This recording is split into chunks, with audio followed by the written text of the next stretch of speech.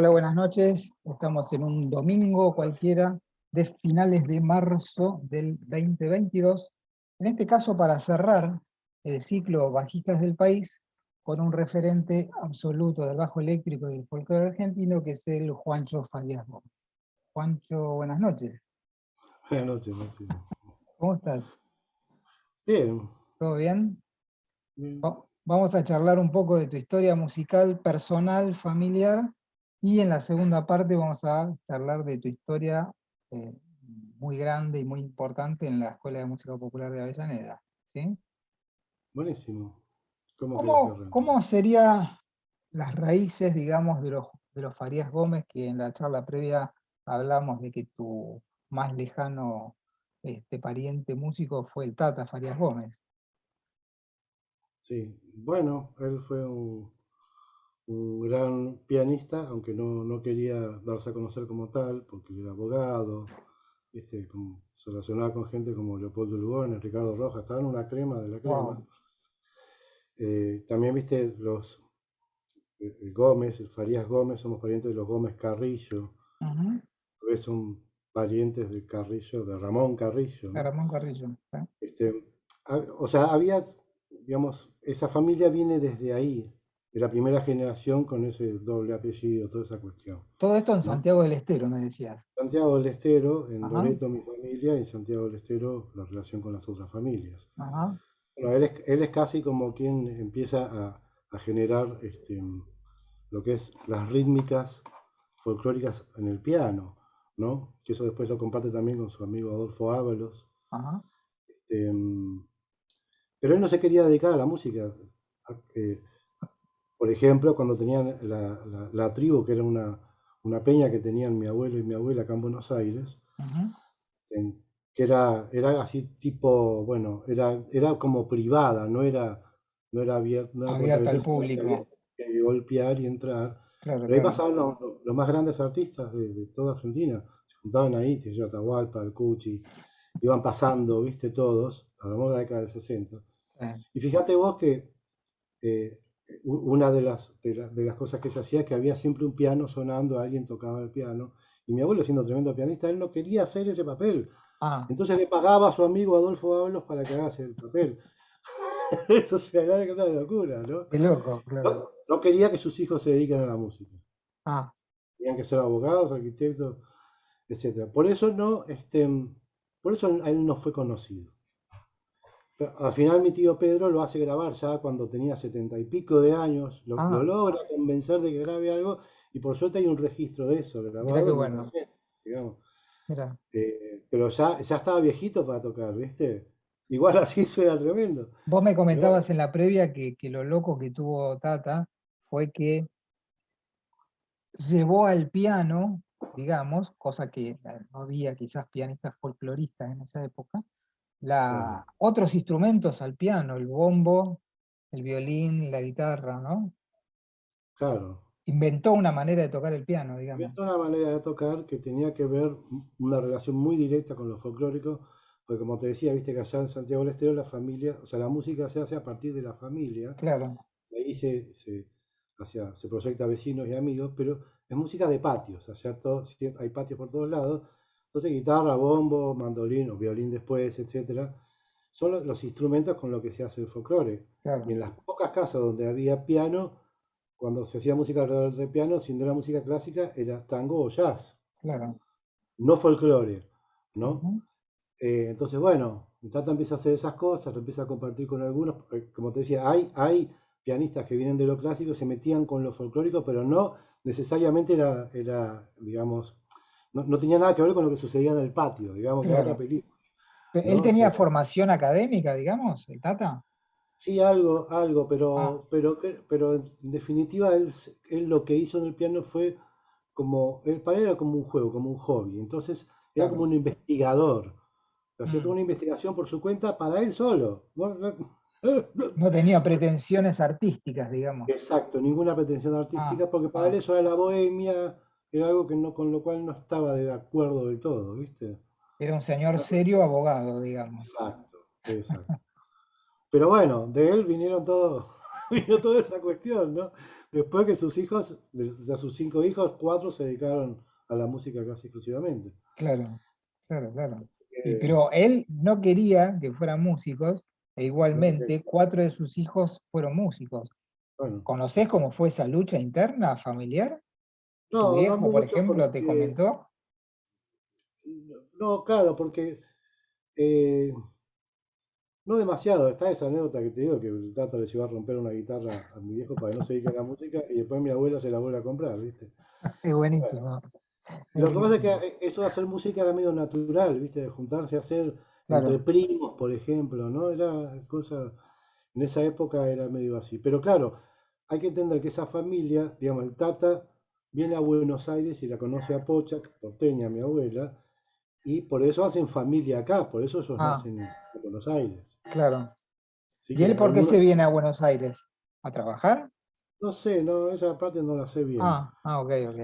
Calculo que sí, por cuestiones así, Ah, trabajo, ¿viste? Era claro, trabajador. claro. Así que bueno, esa es lo que tiene que ver con la familia que vos me preguntabas en Y sí. ahí nace, el primero es el Chango, tu padre. Tango, después Mariano, que fue el único que no se dedicó a la música, Ajá. después Marian, perdón, después Pedro, Marian y Bongo. Ah, Dos. bien. Y tu padre empieza con la música, digamos, quizás no muy apoyado, ¿no? Por su padre. Y más o menos, ¿no? O sea, la apoyaba era la madre. Claro, claro, claramente. Del padre sacaba, sacaba los datos musicales, ¿no? Porque después cuando arranca con la idea de hacer los Wankawa, Ajá. esas cosas onomatopéyicas y todo eso, Sí. Tango lo que contaba era que era imitación de lo que hacía su padre con el piano. Fue totalmente revolucionario en esa época, ¿no? Y en ese momento sí, claro, porque hasta ahí, digamos, eh, hasta hace no muchos años el canto siempre fue unísono, nunca se hacían Claro, segundas voces. claro, Luego los chalchaleros hacen como una revolución haciendo ese doble dúo, porque siempre son dos voces claro. duplicadas, digamos. Duplicada, Entonces claro. tiene un efecto interesante. Eh, y después empiezan a aparecer grupos, meter tres voces, más, empiezan a hacer más voces. Y bueno, cuando aparecen los Huancahuá, que eran 5 voces bien definidamente diferentes, Ajá. pero con esta cosa del trabajo de lo onomatopésico, de hacer ritmo con las voces. Por ahí uno solo canta la letra y los otros hacen La base, digamos. un background, digamos, Claro, claro, un rítmico. Bueno, eso era un poco lo innovador, aunque no era innovador en el mundo, pero sí acá. claro. Qué Este, interesante. claro. Fue un músico formado tu papá? ¿O fue un No, la músico formación, más intuitivo, digamos? la formación que tenía era intuitiva, Ah, era completamente intuitiva. O sea, hacía los arreglos con la guitarra. además tocaba, yo me Después, acuerdo de haberlo visto tocar la viola, tocaba unas cosas muy raras para ser intuitivo, digamos, ¿no? Era muy original para tocar la viola. El bajo y sí, también, los músicos que somos básicamente intuitivos, o sea, o sea va de la mano con la creatividad. claro, Vas aprendiendo y vas claro. creando. Es un poco así, Era una ¿no? búsqueda, ¿no? La que hacía él, una Claro, búsqueda de sonoridades, me acuerdo que tenía tremendas. todo el tiempo tenía búsqueda. Después ya en la década del 70 sí se puso a estudiar un poco más. Yo lo vi escribiendo partituras en lápiz, pero era un Ah, sufrimiento para él eso. ah, Sí, sí, se notaba mucho. no le gustaba. No, no, claramente no. Pero siempre se notó como un tipo como que estaba evolucionando el género desde siempre, digamos, de los Huancahuá hasta los grupos de los 70, de los 80, hasta el final, digamos. Siempre fue un tipo que anduvo a la vanguardia, digamos, ¿no? Las Nunca cosas le, que hizo nunca con le, Manolo también. nunca le gustó, nunca fue conformista, siempre buscó No, no, para cosas nada. nuevas. Ujú. Era su manera de- de vivir la música. Claro, y además, esta cuestión también de mezclar géneros, en una época se metió con la música española, ¿no? Que tuvo algunas, con el Sí, grupo La Manija hizo algunas cosas así, ¿no? eso es una historia bastante interesante, aunque el Ujú. artífice de eso, lamentablemente tengo que decirlo, fui yo. Ah, Claro, porque igual tendríamos que hablarlo después, pero no sé si nos va a alcanzar el tiempo, ya que ok, lo metemos, bueno, ok, dale, dale. claro, en una época fue el año 89, 90, que él se había quedado sin grupo y en ese momento yo estaba trabajando, yo estaba armando un grupito, una cosita, qué sé yo. ujú. Entonces me pide que ese grupo mío sea la base de el grupo suyo. Lo Ah, empezamos a hacer, qué sé yo, estamos con Walter Soria, Claudia Romero, Eduardo ah, Hernández en la batería. Y bueno, empezamos a armar, después se iba sumando más gente y se pasó a llamarse Chango Farias Gómez y la compañía. ah, Es el grupo previo a La Manija, a la manija. Mm, claro. Y ahí fue que en un momento dado, viste, él estaba como que empezaba a rescatar arreglos que venían de otras épocas. ujú. Entonces me dice, bueno, porque es lo que pasaba que había agarrado el laburo en la Dirección Nacional de Música, entonces estaba muy ocupado, no tenía Sí, sí, tiempo. Entonces lo claro. que sucedía, nos juntábamos a ensayar, nos juntamos a ensayar todos los días, de lunes a viernes, todas las mañanas, y él solamente participaba el lunes. Ah, El resto del tiempo me ocupaba yo, claro. de dirigir el grupo, de armar, bueno, qué sé yo. Entonces también me delegó a armar arreglos. Ah, Bueno, entonces en un momento dado me trae el tema del pajarillo, que es una cueca norteña, este, y que en un momento dado a mí se me ocurre en el intermedio ir hacia la bulería. ¿Viste? ah, Como yo había estudiado un poco de guitarra flamenca cuando estuve allá en España, ujú. entonces le empecé a meter ahí unos toques, pero no es que se iba a la bulería, sino que seguía haciendo cueca al ritmo, pero tenía como unos pasajes flamencos, y después ya Bueno, en la segunda parte, todo el aire flamenco quedaba puesto ya en la ah, segunda mirá, parte de la cueca. qué ¿Viste? mezcla interesante, ¿no? Claro, y es que funcionan bien. La bulería con la cueca funciona bien, así como Ujú, los tanguillos funcionan bien con la chacarera. claro. Bueno, entonces hacíamos eso, ¿no? Y después, bueno, pasa que ese grupo también, ahí yo ya venía utilizando, por ejemplo, tumbados en piano, en bajo, para la rítmica de chacarera, Ujú, ¿viste? Los tumbados centroamericanos, o sea, caribeños, pero, o sea, digamos, la técnica, usando esa técnica, eh, pero aplicada con rítmica de chacarera. Ya lo veníamos haciendo con ese grupo.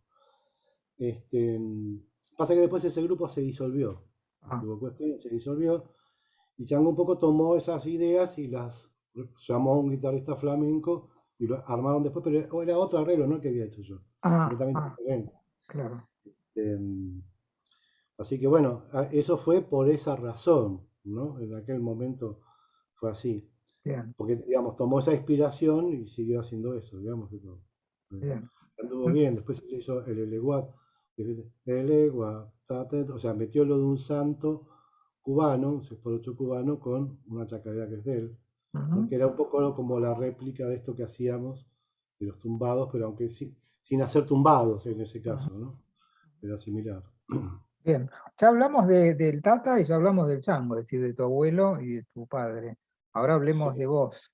¿Cómo empieza tu gusto por la música? ¿Qué pasa en esa cabeza de niño, a lo mejor? Bueno, mira, lo primero que habría que decir, porque siempre todo el mundo imagina de que yo no me crié con mi viejo, Ah, soy hijo de padres separados, yo me crié con mi mamá. ajá, Entonces yo no lo tuve a él ni a la familia como referencia para la música. ah, bien. Yo entro a la música a través del rock. Ujú, Eh, lo que pasaba era esto, por ejemplo, estaba en una época, digamos, cuando mi abuelo el Tata se separa de mi abuela Pocha, estuvo, ponele un año, no sé cuánto, viviendo en mi casa. O sea, ah, mi mamá le da lugar a su suegro sí, para que esté un tiempo sí, y después encontró otra pareja y se fue. sí. Pero lo que quedó fue el piano en Ah, mi casa.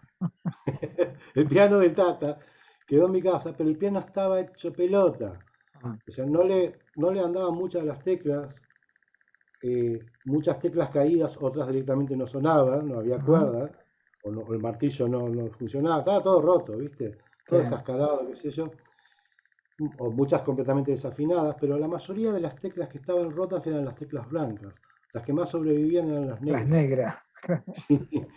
Entonces, ¿qué pasaba? Yo empecé a incorporar el piano como uno de mis juguetes siendo niño.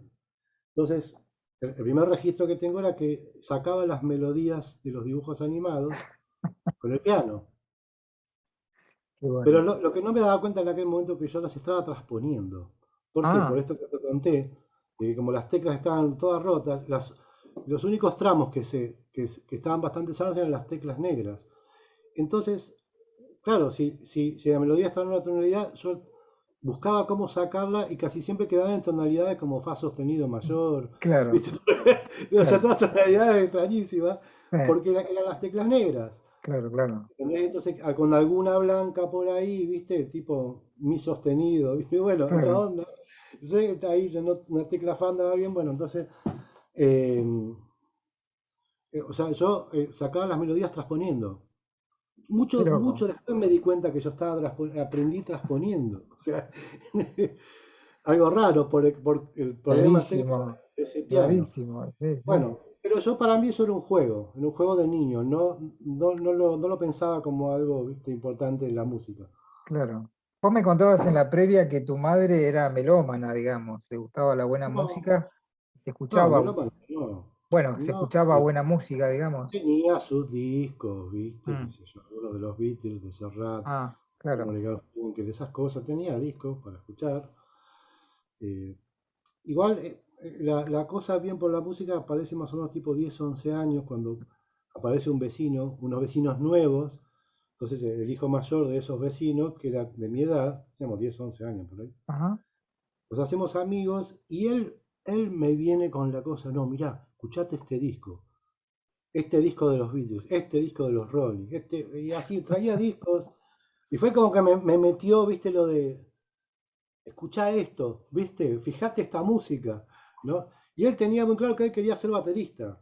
ah, bien, Ya, viste, ya tenía ahí que iba a ser baterista. qué Bueno, bueno, no tenía batería, por supuesto. Entonces, ¿qué hacemos? Le afanamos unas cacerolas, unas ollas a mi vieja, y una caja de cartón, y el loco se armaba viste, ya armaba y tiraba algún ritmo. Y él me decía, sacate esa melodía. Y me hacía sacar las melodías de los Beatles, viste. ah, Con el piano todo roto, viste. Y bueno. Y así, entonces yo empecé en vez de sacar a dibujos animados, sacaba esas, viste, ta, ta, ta, ta, ta, y él tocaba y me acompañaba, viste, ta, ta. qué bueno, Bueno, ahí fue la primera actividad, viste, de onda tipo, bueno, vamos a hacer algo con la música. claro, claro, Y después, bueno, eso fue creciendo, terminó, después, bueno, pasa un tiempo, muere mi mamá, yo me voy a vivir al centro con mi vieja, con mi abuela, esa parte no hubo nada de música, fue ah, como, cuando vuelvo a vivir a San Isidro, a la casa de mi tío Pedro, entonces empiezo a vivir con mis primos, y ahí mi tío Pedro decide comprar un piano. ah, Entonces, bueno, qué bueno, era un juguete nuevo otra vez, pero este andaba bien, viste, era todo, estaba y ya eras más enchufado. grande, y ya eras más No, era un grande. piano de madera, No, igual. no, digo, vos eras más grande, Claro, ahí ya tenía 15 años, ah, 16. Bueno, entonces, 16 años.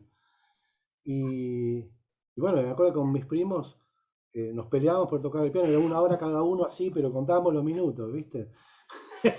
qué ¿Viste? bueno, Era un juguete, ¿viste? Y bueno, entonces, por otro lado, la amistad con mi amigo Javier, que eso se fue proyectando y armamos lo que sería una banda de rock de esas con ganas de trabajar. qué En plena bárbaro, dictadura me recuerdo estar llevando una batería por la calle, así, ah, no teníamos conciencia de lo que hacíamos. claro, Para claro, ir a tocar un rato a mi casa porque había un piano ahí, yo era teóricamente el pianista del claro, grupo. Pero como al final ensayábamos más en un sótano que era la casa del bajista, que era técnico electrónico. Entonces, al final me la pasaba haciendo segunda guitarra. Pero había un violero que tocaba muy bien, ¿viste? Que era mayor que nosotros.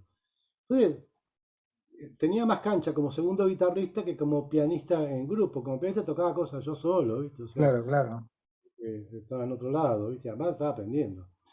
Bueno, y por otro lado fue que en la escuela yo vi que había un pibe que tocaba muy bien el piano, ¿viste? Que tocaba cosas que me gustaban a mí.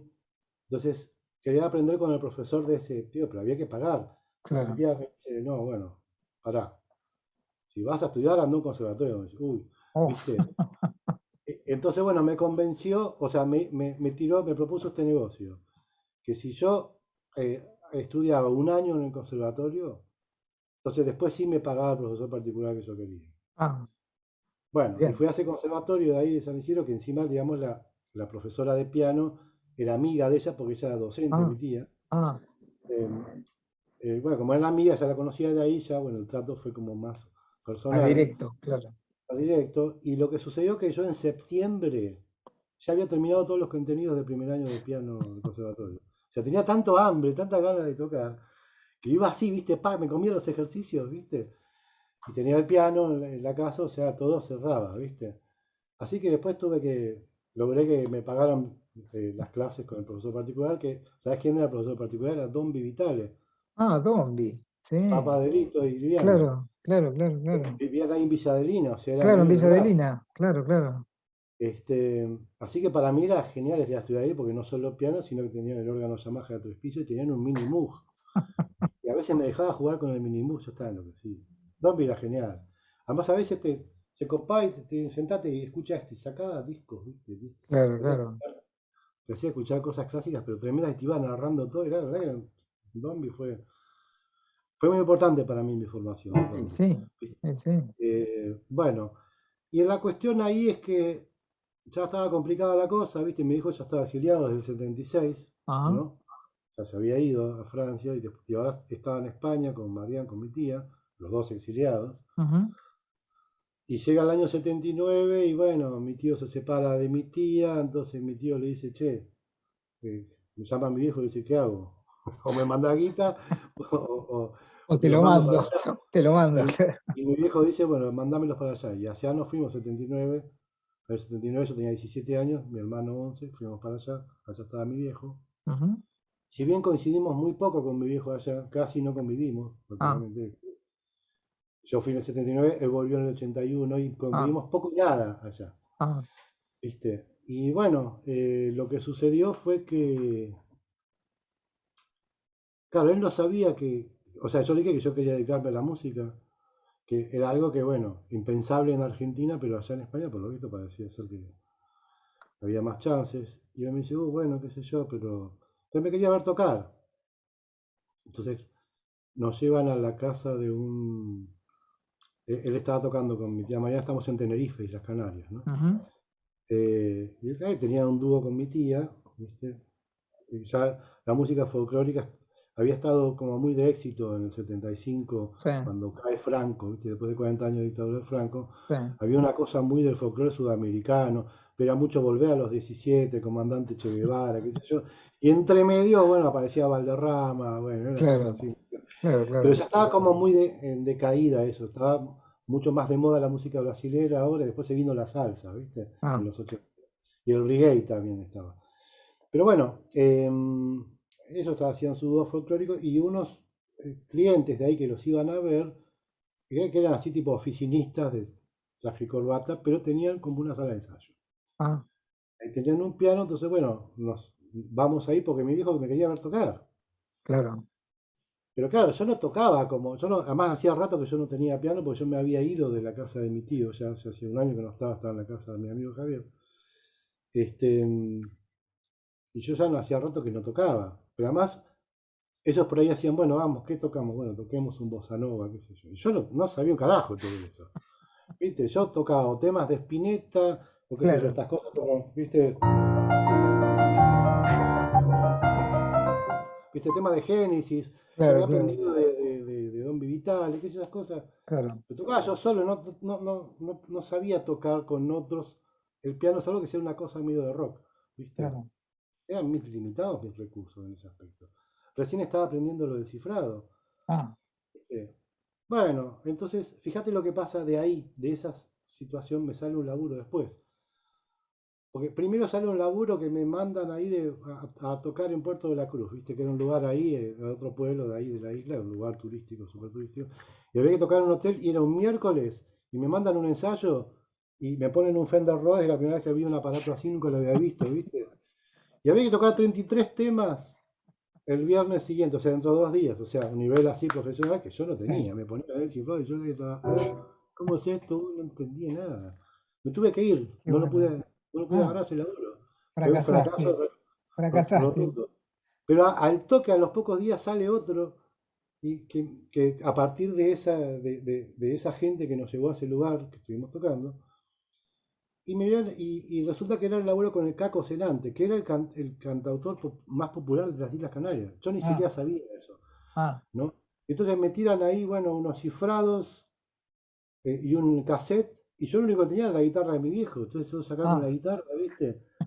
Entonces mi habilidad para leer cifrados era muy lenta, ¿viste? Si solamente era poner en la viola, ¿viste? claro, claro. En el piano mucho menos, no tenía cómo practicarlo, no tenía piano. Entonces me viene a buscar el Caco Cenante, viste, hasta ahí donde vivíamos. Y, y lo primero que me pregunta, me dice, oye Juanito, ¿tú tocas salsa? Me dice, así me lo pregunta. Yo lo miro y le digo, no sé qué es eso. Y el chabón paró el auto. O sea, desaceleró y me miró así como diciendo, ¿Cómo? ¿qué? ¿Cómo no? ¿Cómo no? Claro, porque allá tienen la imagen de que todos los sudamericanos tocamos salsa. Claro, claro, claro. Imaginan eso, Son, ¿viste? son todos cubanos. Claro, una cosa así.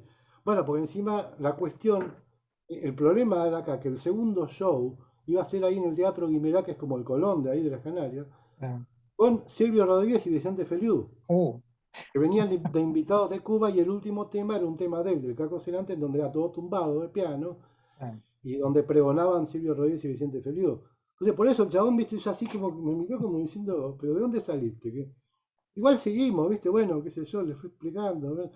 Entonces, llegamos al ensayo y era él que él cantaba y rascaba la guitarra, así, bastante modesto, digamos. ajá. Era un bajista y un baterista que eran unos veteranos que ya venían tocando hace mucho, ¿viste? Re profesionales los tipos.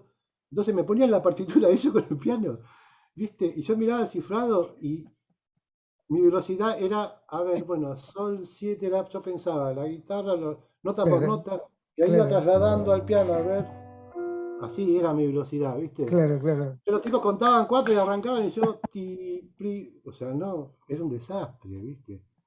Pero igual no tenían otro. claro, Estaban claro. apurados y había que tocar y me esperaron.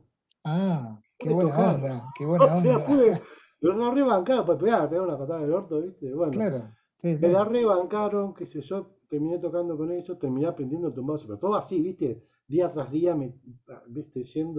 Fue Iba de nuevo a practicar ahí. un curso acelerado de salsa.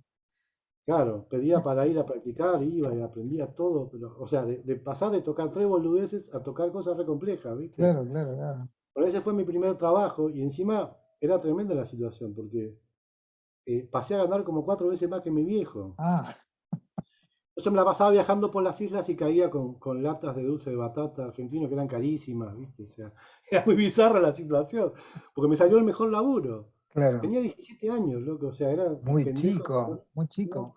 bueno, yo te la resumo, ¿no? Después, en algunos casos, como yo también tocaba guitarra, lo que pasó fue que el pianista al que yo tuve que reemplazar era el director del grupo, era el que hacía los arreglos. Y le Ah, salió un laburo tremendo en Madrid, no lo pudo negar porque era mucha guita. Yo claro. estaba reemplazando al director del grupo y era un pichi total, ¿viste? Entonces con el Caco hicimos algunos laburos a dúo. Él me llevaba y pedía que haya piano, entonces en algunos temas tocaba piano y en otros tocaba guitarra y él con su guitarra hacía la base, sin la banda. Hicimos muchos laburos así. Después a él le salió filmar una película en Madrid, se fue y me quedé sin ese laburo. Agarré con otros cantantes que también hacía de pianista y guitarrista. Hice otras cosas también, vendí artesanía, boludeces. Ah, Me voy después a Madrid un par de meses y después nos vamos todos a Barcelona. Y ahí en Barcelona estuve 6 años. un montón. Ahí yo de entrada agarré laburo como guitarrista de un grupo de brasilero, ¿viste? Sobre todo mucha samba, toqué mucho samba. Ujú. Samba enredo también y algunos bossas, pero los bossas los tocábamos en rítmica de samba siempre, siempre más hacia adelante, ¿viste? Porque en realidad el grupo no era solamente la cantante, era brasileña, después lo más éramos argentinos, ¿viste? Entonces, ahí, bueno, yo hacía de guitarrista sin bajo, o sea, la guitarra, Ah, batería y percusiones, sin pero yo hacía bajo. todo, sin bajo. Chao. Entonces tenía que sostener todo, era el único sostén armónico yo. Y Claro. después cuando terminábamos el show, yo bajaba, se largaba la guitarra, agarraba la chancha de la batería y me transformaba en el zurdista y nos íbamos así desfilando. Era muy gracioso, ¿viste? Y también laburábamos con la Escola do Samba. Allá hay una asociación de amigos de Brasil que tiene una Escola do Samba y laburamos, hacemos laburos con toda una Escola de Samba completa, un quilombo, en la carroza, todo. Qué lindo. Muy gracioso. Bueno, es- eso fue uno de los laburos. Después pasó que vino una etapa en donde no había laburo. Ese grupo se había terminado, no había laburo, este, Y yo estaba, en ese momento estaba en pareja con una mujer que, bueno, que si el laburo me empezó a mantener, directamente. Ella tenía un buen pasaje económico, era gerente de un banco de Ah, Credit mira. Lyonnais. Pero fueron pocos meses, así que estuve sin laburo. Pero yo estaba muy abocado, me acuerdo, como que ya había abandonado la idea de trabajar de pianista, ¿viste? Fue el Ah. instrumento que elegí originalmente. Entonces estaba como muy concentrado estudiando la guitarra, me acuerdo que estudiaba a la mañana guitarra flamenca y a la tarde estudiaba guitarra eléctrica, ¿viste? Me estudiaba Ah, Gary Carlton, Larry Tanur, todos los guitarristas de esta época, ¿viste? Así los tremendos. sacaba todos los shades, ¿viste? Bueno. Eh, y no había laburo como guitarrista no conseguía laburo, porque encima allá en España está lleno de buenos guitarristas, ¿viste? Claro, sí, sí. Son todos muy buenos. Y me ofrecieron laburo como bajista. Yo, puta madre, bajo, no era algo que yo elegía, yo ya era como que estaba ocupado seguir con la guitarra, ¿viste? Pero bueno, había laburo para bajista, entonces me prestaron la guita para comprarme un bajo y digo, bueno, me mando, porque necesito laburar. Pero ¿qué pasó? Yo ese año, el año 80, 81 ya era, yo en el 80 tuve allá en Barcelona la posibilidad de ver a With the Report. Oh, O sea, con Jaco, ¿viste? Fue tremendo eso para mí, ¿viste? No podía creer lo de Jaco, ¿viste? Entonces, bueno, ya que me tengo que hacer bajista, que sea sin traste, ¿viste? directamente, Claro, directamente. no lo saqué de la casa de música hasta que no le saquen los trastes, Qué ¿viste? decisión, ¿no? Así me fui, y además fui así, sin saber lo que iba a tocar, sin saber lo que iba a tocar. Me caí en el boliche así, ya primer día de laburo, con el bajo sin traste, sin haber tocado nunca el bajo. Una locura, ¿viste? Una locura total, una Una locura locura total. total. Así totalmente, pero fui decidido, ¿eh? Y aprendí así tocando en el escenario, o sea, Qué ya tremendo, directamente, ¿no? Qué historia, ¿no? directamente. Y ahí, bueno, fue cuando empecé con el bajo, ¿no? Después ese bajo me lo robaron, porque en una época yo lo dejaba en un boliche porque no tenía funda todavía. Ah, Entonces me iba con el bajo caminando hasta mi casa así, pelado, así, colgado, ¿viste? Y entonces lo empecé a dejar en el boliche, porque yo quería comprarme un buen estuche, ¿viste? Y un día robaron el boliche y me afanaron el uh. bajo. Me quería matar. Ahora, en esa Bueno, época, contémosle a la gente joven que en sí, aquella época Jaco fue un precursor del bajo sin trastes, digamos, ¿no? claro. No, no, no Bueno, hay historia anterior. Entonces, no, lo que sí, hiciste estaba vos fue una una locura. locura. Estaba Smirnoslav Vitus, que tocaba, Ah, viste, Miroslav, sí, el palo, sí, viste, pero en el bajo así, eso fue Jaco, claro, ¿viste? claro, claro. Además el sonido que logró y No, la no, manera de tremendo, tocarlo, porque es una disciplina completamente diferente. Como totalmente tocar. distinta. Y ahí quedaste engrampado con el bajo para toda la vida. Mirá, en realidad, digamos, sí, quedé grabado para toda la vida. Es el instrumento que más me ha dado de comer, en definitiva, pero yo sigo Claro, trabajando como guitarrista, como pianista. También grabé, toqué en vivo muchas veces como baterista. como baterista, sí, sí. Este, después seguí laburando, por ejemplo, laburé, por ejemplo, en una época con una orquesta de salsa, como pianista, Ah, ah, ¿no? También laburé con una orquesta de música popular española, como tocando pasos dobles, todas esas cosas. ujú, Y tocaba un piano y un sintetizador con el cual tenía que hacer las trompetas, todas esas cosas, sí. pero que no existían los samplers. Ah, Entonces al sonido ese tenías que llegar moviendo perillitas, tenías que crearlo el sonido, ¿viste? claro, Era un claro. poco de laburo en esa época, pero mientras tanto también seguí laburando como guitarrista, grupos brasileños, grupo como bajista también. Después estuve tocando un tiempo con un grupo de jazz, que fue como mi escuela de jazz, que eran unos veteranos, que yo ni me acuerdo los nombres ahora. Eran Mm, unos veteranos que eran de esos amantes del jazz, pero viste esos tipos que tienen todos los discos y te dicen, no, porque acá, porque cuando Coltrane hizo acá y tocó allá, viste, bueno, todos esos tipos que saben todo, sí, sí. y que eran un guitarrista, un baterista y un saxofonista, y que se les había muerto el contrabajista. Uh, Eran todos veteranos. Y yo era un pendejo, tenía 22, 23 años. Y me ofrecieron, o sea, me han visto tocar en algún boliche, me ofrecieron que fuera yo a reemplazarlo. ujú. Digo, yo no toco jazz, no sé nada. No, pero nosotros te enseñamos, qué sé yo. Y fueron mis maestros del jazz. Y llegamos a tocar con ellos en la Cova del Drac, que allá en Barcelona es como si fuese jazz y pop, ¿no? O Claro, como si fuera el Blue Note de Nueva York. claro, claro. Vas por la Cova del Drac, viste que Barcelona es una ciudad por la que pasan todos los grandes. Sí. Todas las giras pasan por ahí. Entonces ahí ha tocado Mike Davis, Coltrane, qué sé yo, Chick Corea, todos esos monstruos han tocado en la Copa del Drag. Y fuimos a tocar ahí con esos viejos, me han llevado otra vez a tocar. Y era como, wow, estaba tocando en un lugar que era el Socorro, tocando jazz, en la creme de la creme del jazz de Barcelona. Claro, Siendo yo un pendejo que lo veía de atrás, ¿viste? Como diciendo, claro. yo esto no, no es lo mío, pero bueno, Qué acá tremendo, estamos. ¿no? Qué tremendo. Claro. Qué interesante saber esta historia porque este, la verdad que sos un todoterreno, digamos. Tipo que toca la guitarra, toca el piano, toca el bajo, toca la batería, arregla, ha tocado infinidad de géneros, ¿no? Y eso es Sí. interesante, como historia personal, digamos, ¿no? Mirá lo que me pasó una vez en los pubs de Barcelona, que viste que los pubs van pasando era 500 pesetas, media hora. Entonces todos Mm. los cantantes van, hacen media hora, 500 pesetas, van a otro boliche y así, así. Y Ujú. yo como era músico acompañante, no cantante, una vez un dueño de boliche me ofreció una cosa, me ofreció que yo estuviera como músico fijo ahí y que tocara 3 veces, o sea, me ganaba 1500 pesetas en la noche, tocaba 3 veces con quien a mí se me cantase. Ah, Entonces, me dio la oportunidad de tocar con muchísimas personas completamente diferentes, gente que venía a cantar en francés, ritmos de lugares lo más insólitos del mundo, ¿viste? Y yo podía elegir a quién acompañar, en qué momento acompañarlos y con qué instrumento acompañarlos. está Porque había de buenísimo, todo ahí. está Había buenísimo. órgano, batería, percusión, piano.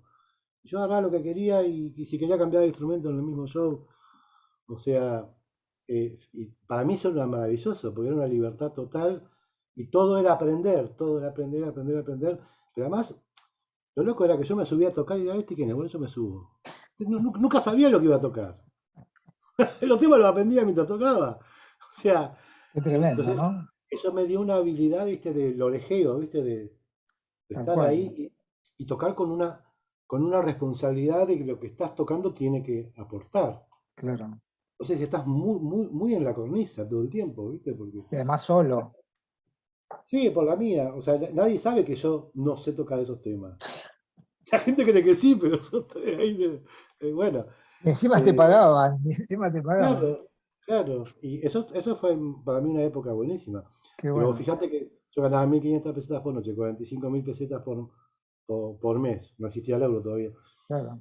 Si vos una vez que me preguntaron, bueno, pero ¿tú cuánto ganas aquí? Me dice, y yo gano 45.000 pesetas al mes. Hostia, tío, pero ¿cómo puedes vivir con eso? Hostia, y yo estaba de fiesta, para mí era una gloria ganar eso, porque los tipos no Tocando, tienen ni idea de lo que era en Argentina, claro, porque allá el valor adquisitivo es otra cosa, ¿entendés? Yo hacía lo que quería, para mí también me sobraba la plata, digamos, claro, no me sobraba, digamos, me recontra alcanzaba, cosa que no estaba acostumbrado en Argentina, claro, ¿entendés? O sea, claro, claro.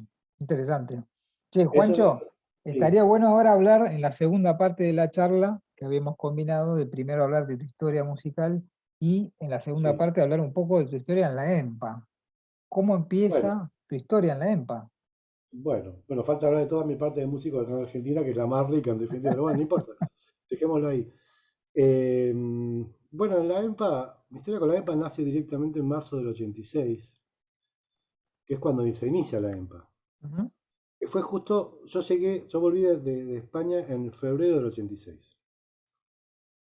Eh, y claro, yo había tenido la oportunidad de estudiar allá en el taller de músicos algunas veces, pero que tenía que pagarlo, ¿viste? Y no siempre me daba el cuero para poder pagar. El taller Claro, de música, claro, tres escuelas importantes que había en Barcelona, era la más barata, aunque las tres replicaban lo de la Berkeley más o menos, claro, ¿viste? claro, Y yo había estudiado un tiempo en el taller de músicos y yo quería volver a eso. Entonces cuando vuelvo digo, bueno, ahora acá que soy argentino, sí, tengo que conseguir algo que esté más al alcance y que sea como eso.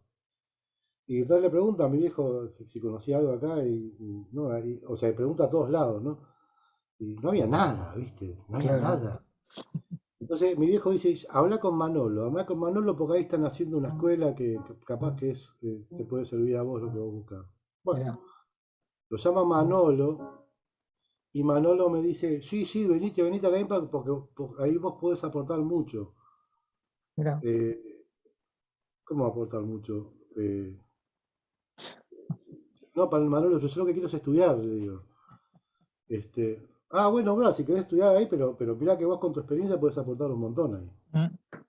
Claro, Manolo ya me conocía porque habíamos, justamente, eso fue después de que estuvimos en una zapada en la casa de, ¿cómo se llama? De Eduardo Lagos. Ah, Viste que Eduardo Lagos hacía zapadas en su casa, viste, en ujú, su departamento ahí. sí, Y bueno, estuvimos en una zapada que estaba, había un montón de músicos interesantes que yo no tenía dimensión de eso, porque estaba, además de Eduardo Lagos, estaba Manolo Juárez, estaba Oscar Alem, bueno, estaba Lucho González, el Mono Izarralde, Jorge Cumbo, creo que estaba el zurdo Reusner. Bueno, había una monada, ¿viste? Era una cosa. tremendo, tremendo. Y yo estaba ahí con mis 24 años, con mi bajito de 4 cuerdas, ¿viste? O sea, eh, sí, estuve tocando todo el tiempo. Estuvimos tocando todo el tiempo. Y de ahí me conocí a Manolo. Yo después terminé tocando en el cuarteto de Manolo, Ujú. ese mismo año o el año siguiente. Pero bueno, Manolo, él creía, porque se ve que mi viejo no lo explicó bien, él creía que yo le estaba pidiendo laburo Laburo, claro. como profesor, y él me lo estaba ofreciendo. Y yo le dije, no, yo quiero estudiar. Bueno, entonces dice, bueno, me dio la dirección y fui ahí a 1750. eh, y mira, Máximo fue así. No me acuerdo quién me atendió, una piba me atendió. Y me anotó en un papelito así chiquito. Bueno, me anotó mi nombre en un papelito, ¿viste? Eso era la inscripción. Y me dice, bueno, mira, ahí hay una clase, si querés, entra ahí. Y voy y entro, y era una clase de apreciación del tango, nada menos que con Aníbal Arias. Una área, claro.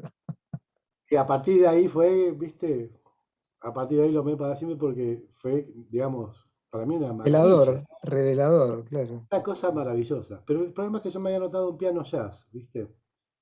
Porque pensaba, por ahí un poco inocentemente, de que la parte de folclore, eso con mi familia lo iba a tener resuelto, que después me di cuenta que no era tan así. Y pensaba que, digamos, entrando en piano jazz me iba a dar más herramientas que yo necesitaba en ese Claro, momento. claro, Y claro. además la cuestión de la armonía, qué sé yo, que yo ya venía muy interesado en la cosa de la armonía, ya venía laburando bastante, pero quería saber más, ¿viste? Bueno, me anoté en piano jazz, pero no había piano.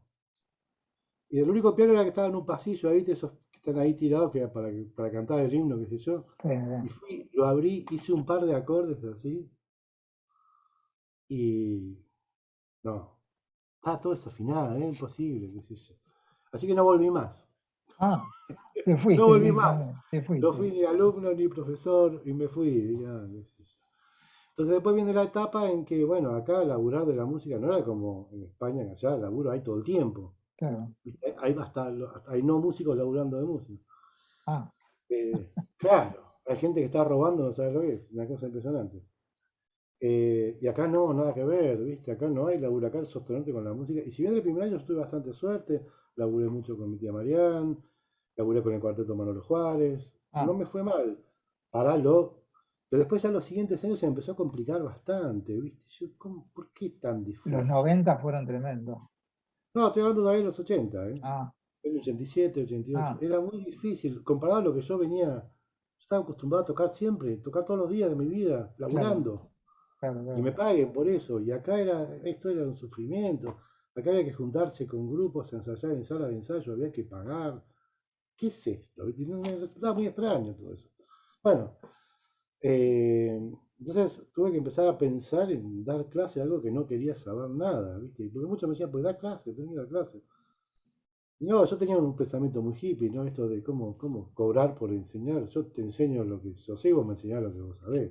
O sea, Claro, concepto trueque, ¿no? Que no ponerle precio a eso. Y bueno, le empecé claro. a dar una clase particular, me costaba mucho, no entendía nada. Y después me salió para ir a la escuela de Santa Rosa de Calamuchita, un proyecto que armamos con el ICA Novo, que fue medio un delirio, pero bueno, nos garpaban. Ah, Y bajábamos cada 15 días allá, año 90, en el mismo momento que estaba el Chango Farías Gómez en la compañía que te comenté antes, sí, ¿viste? sí. Estábamos con ese grupo y yo viajaba a Calamuchita a estudiar. Después seguí en el 91, agarré la dirección de eso porque el ICA se fue y seguí hasta el 92. Y en el 91 ya empecé en la EMPA. Ah, Estaba simultáneamente y viajaba todas las semanas a Córdoba. Mi vida era así. El domingo a la noche me subía en Bondi. qué locura. Estaba lunes trabajando en Calamuchita, martes en Río Tercero y miércoles y jueves en la EMPA. Así era mi vida todos los días. Bueno, y ahí en la EMPA lo que sucede es que, bueno, de este grupo que teníamos que el grupo previo a Chango Falla Gómez y la compañía, estaba el baterista Eduardo Hernández, ensayamos en su casa, que él estaba estudiando en la EMPA. Él estudiaba con el batero de jazz, ¿cómo era el baterista? No me acuerdo el nombre. ¿Cuál es el baterista que enseñaba batería jazz? Tristán Taboada. Tristán de Aguada. Era el Claro. número de Tristán. Ah, Iba ahí, pero bueno, él quería seguir folclore, pero que en batería, y como todavía no había, no había, claro. bueno, estaba bombo, nada más estaba percusión y qué sé yo. Entonces estudiaba con Tristán, pero participaba de las prácticas de folclore, ¿viste? Bueno, Ujú.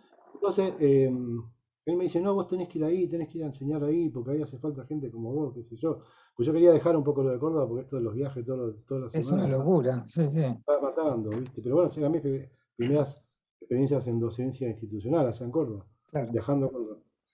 Eh, entonces me acuerdo que voy en el 91, me lleva Eduardo Hernández y estaba de Vincenzi, que acababa de ser director, y, y me dice, bueno, empezamos a hablar y me preguntan qué cosas podría dar yo. Y yo digo, bueno, yo puedo dar armonía, puedo dar rítmica folclórica, Ujú. puedo bajo folclore, bajo jazz, práctica grupal. Claro. Este, y lo que estaba haciendo falta eran elementos técnicos de folclore, porque había una camada de gente que no se había podido recibir porque le faltaba esa materia, Ah, sobre todo los de tango y los de jazz. Entonces tuve que hacer un primer año de elementos técnicos de folclore uno exclusivo para los que se recibían y ujú. después empecé con los genuinos de folclore. Y en esa camada estaban Gabriela Pastor, Margarita Chein, Carolina Alberdi, Graciela Colangelo, Laura Cialdo, eh, bueno, eran un montón de esos, ¿viste? Todos. Claro, Después fueron profesores. claro. Este, bueno, y también Alberto Merola, que quedó libre, me acuerdo. Hay unos cuantos más programas, la memoria me falla un poco.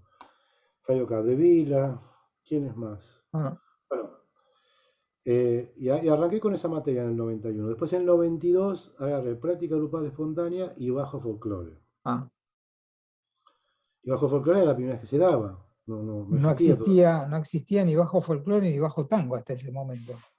Claro, así que la inicié yo. Y lo loco de Bajo Folklore es que los primeros arreglos que escribí eran muy difíciles. Claro, yo no tenía todavía una dimensión clara, ¿viste? De cómo venía la mano. Así que esos arreglos que escribí por primera vez pasaron a segundo y tercer año, o sea, están ahora en segundo, tercero, algunos Claro, cuarto. claro. Y después los fui adaptando, pero hubo que hacer material nuevo, ¿viste? Porque no había nada. No había de No dónde había agarrarse. nada, absolutamente nada en esa época. Además, a mí no me gusta ser autorreferencial, pero tuve que serlo por una cuestión de que tenía que construir desde la nada. Entonces me basaba en mis experiencias. Lo primero que yo había tocado en bajo, el folclore en el bajo, había sido con el Ica Novo, y tal vez con mi hijo, pero sobre todo con el Ica Novo allá en Barcelona, Ah, año 90, 91, ¿viste? Eh, que fue la primera vez que empecé a tocar folclore. Y que allá mucho no se laburaba con folclore, allá tenía que laburar con salsa, con reggae, tocando con otra cosa, claro. pero con otra cosa, pero eso ya no estaba funcionando. Y al venir acá, el hecho de tener este apellido, y además que acá se labura con el folclore, Sí, a lo que es país, cabotaje, sí, sí, sí. lo que más se labura es con el folclore. Entonces, por ahí con el tango laburas por ahí más afuera, o en Buenos Aires no más, pero todo lo que es el país con folclore se labura tremendo. Festivales, todo ahí. Festivales, de todo, Claro, te la claro. podés pasar girando. Y así que tuve que empezar a meterme, ¿viste? A meterme más. Igual ya había tocado con la MPA, con mi tía. eh, ya venía haciendo yo, desarrollando cosas, tocando. Había grabado un disco con Zuna Rocha.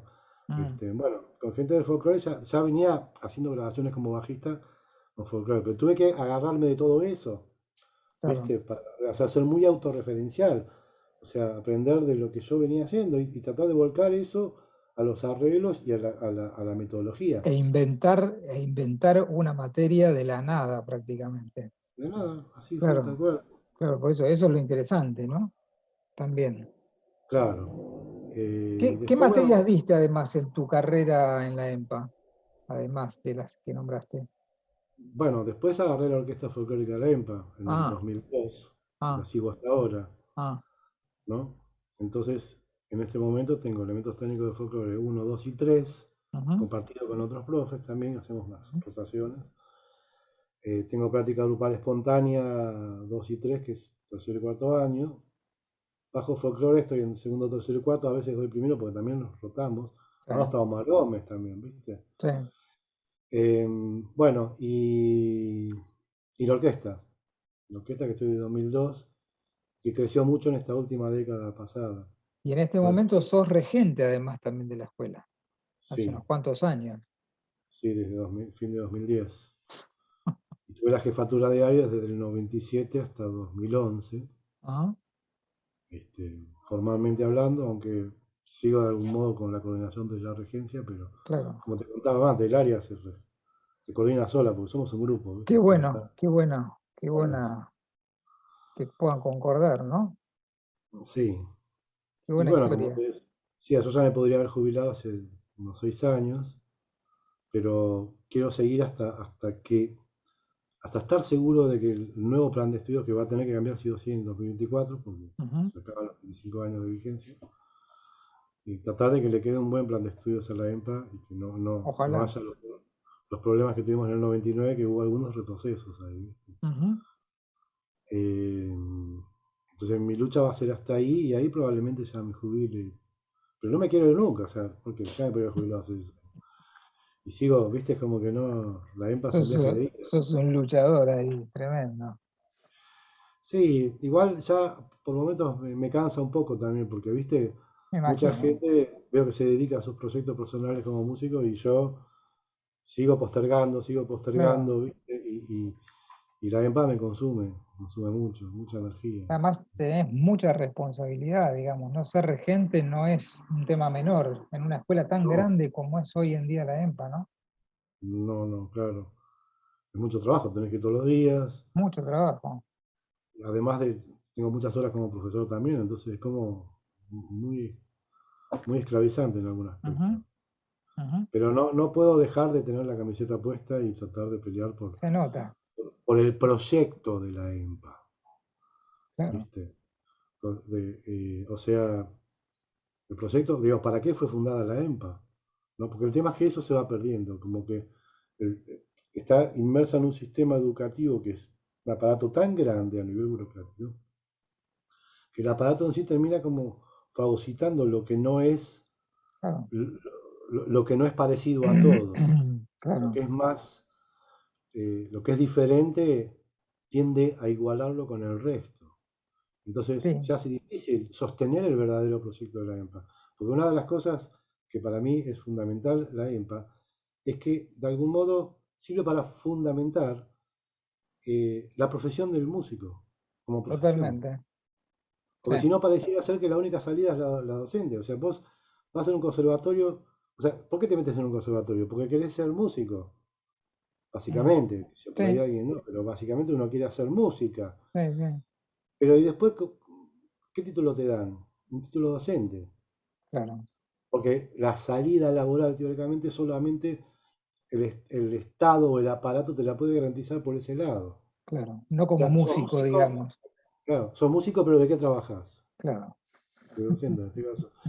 Es muy loco. Entonces la profesión de la música sigue estando, digamos, de algún modo desprestigiada, como si no fuera un generador de bienes culturales y de bienes económicos, Claro, ¿no? claro.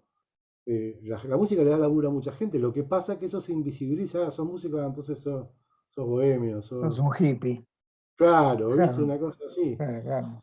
Eh, que es tremendo porque no se entiende el valor que tiene la música para la cultura. Y si un pueblo es fuerte culturalmente, también lo es económicamente y políticamente. Totalmente, Está claro, ¿viste? totalmente de Que acuerdo.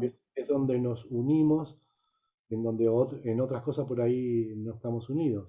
Ujú. Entonces, la cultura tiene eso de importante y no se valora, ¿no? La profesión de la música. Y después No, la otra cuestión, ¿no? La cuestión de lo auditivo, ¿no? Esto de que siempre sos músico por oído o por música. claro. Esa discusión, Es increíble, como que la música es la partitura y no claro, claro, ¿viste? O sea, es lo que lees ahí y la música es lo que hizo alguien ahí, está escrito ahí, pero vos claro, no podés crear nada. Tocá claro. eso que dice ahí y no hagas nada, no pienses. Y eso no es así. No es así, porque en la EMPA les enseñamos a ser músicos de manera integral. Ahí me parece que radica la diferencia fundamental entre la EMPA y los conservatorios, ¿no? Me parece que esa es Es el paradigma, ese es el paradigma de es la el EMPA, cambio de justamente. paradigma de la Claro, vieja educación en música con la nueva educación en música. claro, Por eso, esto que yo vi que hablabas vos en tus entrevistas anteriores, y sí, lo que se buscó es músicos profesionales que vengan a aportar su experiencia claro, en el campo de la música profesional, porque esa es la salida laboral, claro. va a ser por ahí, no va a ser por otro lado, ¿no? Pero claro, ese cambio de paradigma no es tan fácil de aceptar para el sistema y para todo lo que lo No, rodea, para todos los agentes del sistema y todo lo que busca estar alrededor o ve esto como un lugar para ir a trabajar nomás, ¿no? Como un puesto de claro, trabajo, claro. en vez de sostener un proyecto que es de músicos, Ujú, ¿no? sí, Y tal de cual, músicos por la música, tal cual. ¿no? Bueno, Entonces, de algún modo, Juancho, a mí, sí, nos quedamos sin tiempo. uh, bueno, Daría es que da para, para mucho más esto. daría para 2 horas más, por lo menos, de tu historia musical y de la escuela, ¿no? Así que bueno, ha sido un placer enorme que contaras tu historia medio familiar ahí, y tu historia con la Ajá. EMPA, que es muy rica y muy grande, ¿no? Y muy larga además, ¿no? Así que te agradezco mucho que Sí. hayas participado y cerrado Bueno, este bueno. ciclo. Bueno, supongo que ya habrá otra oportunidad en otro ciclo. Seguramente podemos Veremos, inventar otro. porque está muy bueno esto, me gusta esto que estás haciendo, está muy bueno. Es muy interesante. Así que bueno, te agradezco mucho, Juancho. Bueno, de nada, querido. Esto Y nos fue estamos... el capítulo número 13, el capítulo final del Bajistas del País. En este caso, Juancho Farías Gómez, bajista, no solamente bajista, guitarrista, pianista, baterista, arreglador, un gran músico. Así que bueno, con esto cerramos el ciclo. Un abrazo grande, Juancho, y nos estaremos viendo pronto. Chau, chau. Chao, chao.